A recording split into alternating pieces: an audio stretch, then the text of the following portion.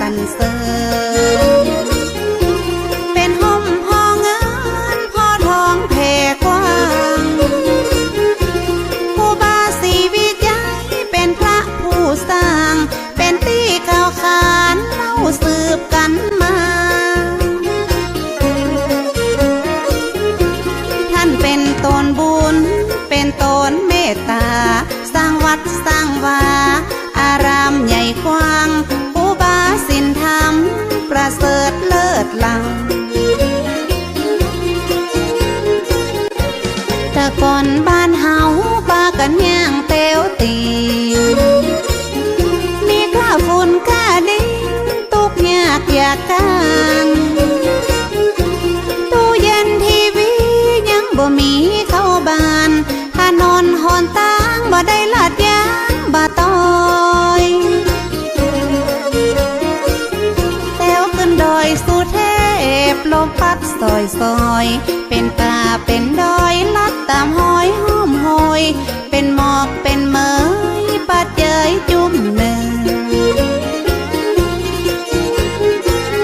แถว4-5 ชั่วโมงกว่าจะขึ้นไปถึงเหงื่อออกไหลซึ้งก็เหม็นผ้าเหม็นเสื้ออิดอ่อนกลางขายังเป็นเมื่อป้าเขาคุ้มคือเป็นห่มบางเงาเที่ยวดงเรียบเลาะพาหินปูนเขากว่าตีหมู่เฮาจะขึ้นไปใดครูบาศรีวิจัยต้านห่วงใยเจนลำหลวงศรีประกาศได้กราบนมัสการนิมนต์ครูบาศีลธรรมขอมาย่อยคืดสร้างว่าจะปักเสาไฟขึ้นไปแบบนั้นครูบาศีลธรรมบ่ได้หับปากหับตาครูบาบอกเธอหูเหตุการณ์ต้องสร้างหนทางขึ้นไปถึงจะได้ถึงจะปักเสาไฟขึ้นไปง่ายครูบาศรีวิจัยว่าจะสร้างถนนอย่าหารถยนต์แต้วขึ้นบนหือได้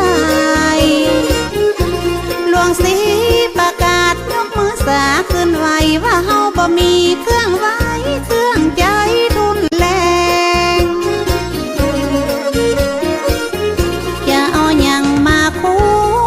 หินดินแข็งบ่มีเงินแสนเฮาตึงแป้งบ่ได้ครูบาเจ้าศรีวิจัยท่านตึงบ่ไหว